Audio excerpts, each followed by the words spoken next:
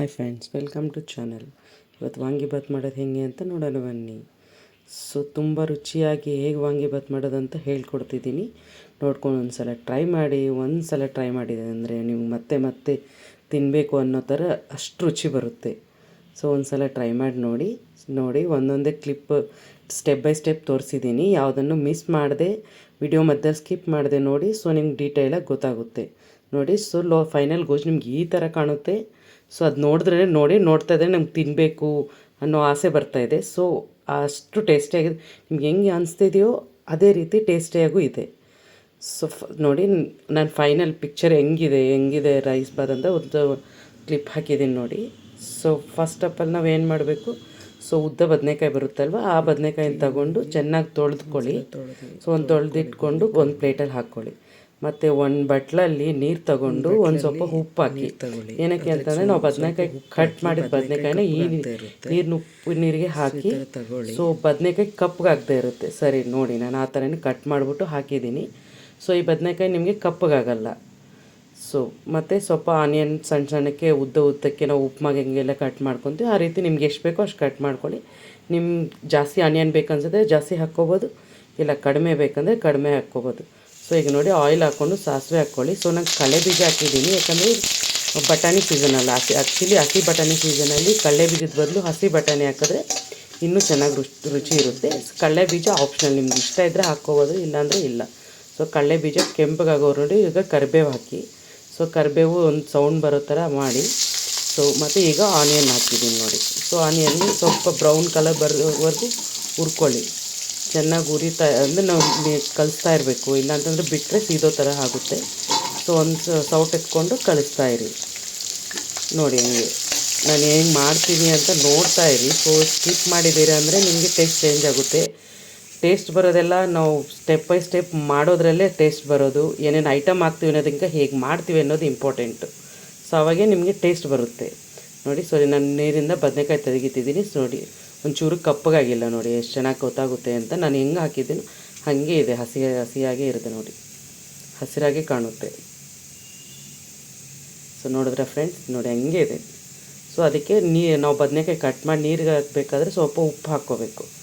ಕಳ್ಳುಪ್ಪೆ ಹಾಕ್ಕೊಂಡ್ರೆ ಒಳ್ಳೆಯದು ಸಾಲ್ಟಿಗಿಂತ. ಈಗ ಬದನೆಕಾಯಿನ ತೆಗೆದು ತವಾಗ ಹಾಕ್ತೀನಿ ನೋಡಿ, ಹಾಕ್ತಿದ್ದೀನಿ ನೋಡಿ. ಹಾಗೆ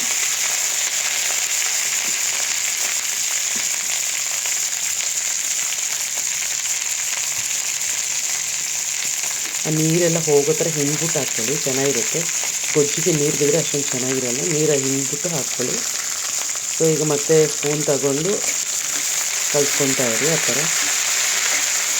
ನಾವು ಸ್ಪೂನಿಂದ ಉರಿತಾನೆ ಇರಬೇಕು, ಇಲ್ಲಾಂದರೆ ಸೀದೋಗುತ್ತೆ ನಮಗೆ. ಈಗ ನೋಡಿ, ನಾನು ಉರಿತಾನೆ ಇದ್ದೀನಿ. ನಿಧಾನವಾಗಿ ಸ್ವಲ್ಪ ಮೀಡಿಯಮ್ ಫ್ಲೇಮ್ ಇಟ್ಕೊಂಡು ಉರಿರಿ. ಈಗ ಸ್ವಲ್ಪ ಉಪ್ಪು ಹಾಕ್ಕೊಳ್ಳಿ, ನಿಮ್ಗೆ ಟೇಸ್ಟ್ಗೆ ಹೆಂಗೆ ಅಂತ. ನಿಮಗೆ ಎಷ್ಟು ಬೇಕೋ, ಉಪ್ಪು ಜಾಸ್ತಿ ತಿನ್ನೋರಾದರೆ ಸ್ವಲ್ಪ ಜಾಸ್ತಿ ಹಾಕ್ಕೊಳ್ಳಿ. ಉಪ್ಪು ಕಡಿಮೆ ತಿನ್ನೋದು ಒಳ್ಳೆಯದು ಹೆಲ್ತಿಗೆ. ಉಪ್ಪು ಕಮ್ಮಿನೇ ಹಾಕ್ಕೊಳ್ಳಿ. ನೋಡಿ, ನಾನು ಉಪ್ಪು ಹಾಕ್ಕೊತೀನಿ. ಈಗ ಕಳ್ಳುಪ್ಪೆ ಹಾಕ್ಕೊಳ್ಳಿ, ಪರವಾಗಿಲ್ಲ. ಇದಕ್ಕೇನು ಸಾಲ್ಟೇನು ಹಾಕಬೇಕಾಗಿಲ್ಲ, ಯಾಕಂದರೆ ಮತ್ತೆ ಹುಣಸೆ ಹುಳಿ ಹಾಕ್ತೀವಿ. ಕಲ್ಲುಪ್ಪೆ ಹಾಕ್ಕೊಳ್ಳಿ. ಸ್ವಲ್ಪ ಅರಿಶಿನ ಹಾಕಿ.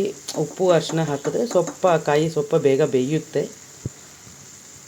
ನಿಮಗೆ ಬೇಕಾದರೆ ಈರುಳ್ಳಿ ಹಾಕಬೇಕಾದ್ರೆ ಹಸಿಮೆಣ್ಸಿನ್ಕಾಯಿ ಹಾಕ್ಕೋಬೋದು. ಬಟ್ ನನಗೆ ಮಕ್ಕಳಿಗೆ ತಿಂತಾರೆ, ಬದನೆಕಾಯಿ ಹಸಿಮೆಣ್ಸಿನ್ಕಾಯಿ ಸೇಮ್ ಇದೆ. ಅವ್ರು ತಿನ್ಬಿಡ್ತಾರೆ ಅಂದ್ಬಿಟ್ಟು ನಾನು ಅದನ್ನು ಸ್ಕಿಪ್ ಮಾಡ್ತೀನಿ. ಇಷ್ಟ ಆಗೋರು ಹಸಿಮೆಣ್ಸಿನ್ಕಾಯಿನ ಈರುಳ್ಳಿ ಆ್ಯಡ್ ಮಾಡಬೇಕಾದ್ರೇ ಹಾಕ್ಕೋಬೋದು. ಬಟ್ ಹಸಿಮೆಣ್ಸಿನ್ಕಾಯಿ ಆದರೆ ಟೇಸ್ಟ್ ಇರುತ್ತೆ. ಬಟ್ ನಾನು ಕಿಡ್ಸಿಗೋಸ್ಕರ ಅವಾಯ್ಡ್ ಮಾಡ್ತೀನಿ.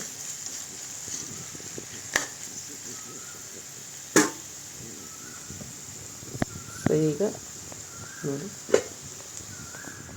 ಒಂದು ಸ್ವಲ್ಪ ಪ್ಲೇಟ್ ಮುಚ್ಚಿಡಿ, ಸ್ವಲ್ಪ ಬೇಯುತ್ತೆ. ಆವಿಯಲ್ಲಿ ಬೇಯಿದಾಗ ಬೇಗ ಆಗುತ್ತೆ. ನೀವು ಅಷ್ಟರಲ್ಲಿ ಒಂದು ಸ್ವಲ್ಪ ಹುಣಸೆಹಣ್ಣು ತಗೊಂಡು ಅದನ್ನು ಫಸ್ಟ್ ಚೆನ್ನಾಗಿ ತೊಳೆದು ಆ ನೀರನ್ನ ಆ ಕಡೆ ಚೆಲ್ಬಿಡಿ. ಹುಣಸೆಹಣ್ಣು ನೋಡಿ, ನಾನು ತೊಳಿತಾ ಇದ್ದೀನಿ.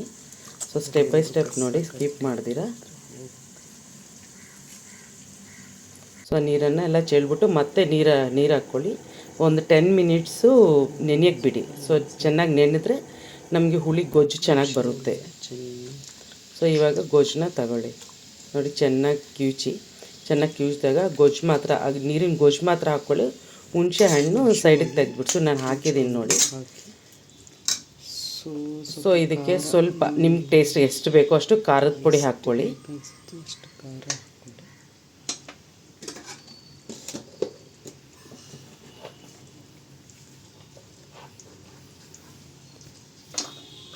ನೋಡಿ ನಾನು ಖಾರದ ಪುಡಿ ನಮ್ಗೆ ಸ್ವಲ್ಪ ಬೇಕು, ಸೊ ಸ್ವಲ್ಪ ಹಾಕಿದ್ದೀನಿ. ಸೊ ಇವಾಗ ಒಂದು ಸ್ವಲ್ಪ ಮೆಂತ್ಯ ಪೌಡರ್ ಹಾಕ್ಕೊಳ್ಳಿ, ಒಂದು ಸ್ವಲ್ಪ ಜೀರಿಗೆ ಪೌಡರ್ ಹಾಕ್ಕೊಳ್ಳಿ. ನೋಡಿ ಒಂದು ಮೆಂತ್ಯ ಪೌಡರ್ ಜೀರಿಗೆ ಪೌಡರ್ ಎರಡೂ ಹಾಕಿದ್ದೀನಿ. ಸೊ ಇವಾಗ ಇನ್ನೊಂದು ಸಲ ಸ್ಪೂನಿಂದ ಕಲಸಿ ಎಲ್ಲ ಫುಲ್ ಮಿಕ್ಸ್ ಆಗೋವರೆಗೂ ಕಲಸಿ.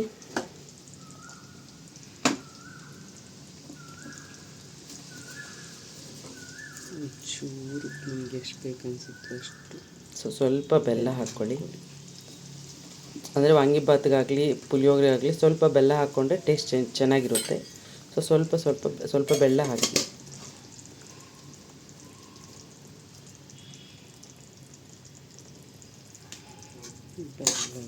ನೋಡಿ ಸ್ವಲ್ಪ ಬೆಲ್ಲ ಹಾಕಿ ಕಲಸಿ ಚೆನ್ನಾಗಿ ಕುದಿಬೇಕದು. ಸೊ ಹುಣಸೆ ಹುಳಿ ಚೆನ್ನಾಗಿ ಕುದಿದ್ರೇ ಚೆನ್ನಾಗಿರೋದು. ಸೊ ಇವಾಗ ಒಂದು ಸ್ವಲ್ಪ ಹೊತ್ತು ಮತ್ತೆ ಪ್ಲೇಟ್ ಮುಚ್ಚಿಡಿ. ಸೊ ಲಿಡ್ ಮುಚ್ಚಿದಾಗ ಸ್ವಲ್ಪ ಅದು ಹಾವಿಯಲ್ಲಿ ಚೆನ್ನಾಗಿ ಬೇಯುತ್ತೆ. ಸೊ ಬೆಂದಾದಮೇಲೆ ಸೊ ಓಪನ್ ನೋಡಿ ಬೆಂದಿದೆ, ಸ್ವಲ್ಪ ಗೊಜ್ಜು ಥರ ಬರ್ತಾಯಿದೆ, ನಿಮ್ಗೆ ನೋಡಿದ್ರೆ ಗೊತ್ತಾಗ್ತಿದೆ. ಈಗ ವಾಂಗಿಭಾತ್ ಪೌಡರ್ ಹಾಕ್ಕೊಳ್ಳಿ. ಸೊ ನೋಡಿ ನಾನು ವಾಂಗಿಭಾತ್ ಪೌಡರ್ ಹಾಕ್ತಾಯಿದ್ದೀನಿ. ಆ್ಯಕ್ಚುಲಿ ಅಂಗಡಿ ಪುಡಿನೇ ತಂದು ಹಾಕ್ತಿದ್ದೀನಿ, ನನ್ನ ಮನೇಲಿ ಮಾಡಿದ್ದು ಖಾಲಿ ಆಗಿದೆ. ಸೊ ಅಂಗಡಿ ಪುಡಿನೇ ಹಾಕ್ತಿದ್ದೀನಿ.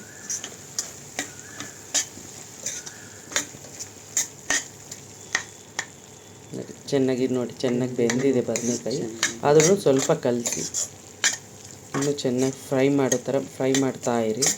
ಸೊ ನಮ್ಗೆ ಯಾವಾಗ ಟೇಸ್ಟ್ ಬರುತ್ತೆ ಅಂದರೆ ಇದು ಎಲ್ಲ ಆದಮೇಲೆ ಎಲ್ಲ ಮುಗಿದ್ಮೇಲೆ ಸೊ ಆಯಿಲ್ ಎಕ್ಸ್ಟ್ರಾಕ್ಟ್ ಆಗುತ್ತೆ ಅದರಿಂದ, ಗೊಜ್ಜಿಂದ ಯಾವಾಗ ಆಯಿಲ್ ಎಕ್ಸ್ಟ್ರಾಕ್ಟ್ ಆಗುತ್ತೋ ಅಲ್ಲಿವರೆಗೂ ಇಡಿ, ತುಂಬ ಟೇಸ್ಟ್ ಅನಿಸುತ್ತೆ. ನೀವು ಇನ್ನೊಂದು ಸಲ ಲಿಡ್ ಮುಚ್ಚಿಡಿ. ಸೊ ಕ್ಲೀನಾಗಿ ಅದೆಲ್ಲ ಆಯಿಲೆಲ್ಲ ಇದು ಮಾಡಿ ಎಕ್ಸ್ಟ್ರಾಕ್ಟ್ ಆಗುತ್ತೆ ನೋಡಿ. ಈಗ ಸ್ವಲ್ಪ ಕೊತ್ತಂಬರಿ ಹಾಕ್ಕೊಂಡು ಮಿಕ್ಸ್ ಮಾಡಿ ಇನ್ನೊಂದು ಸಲ.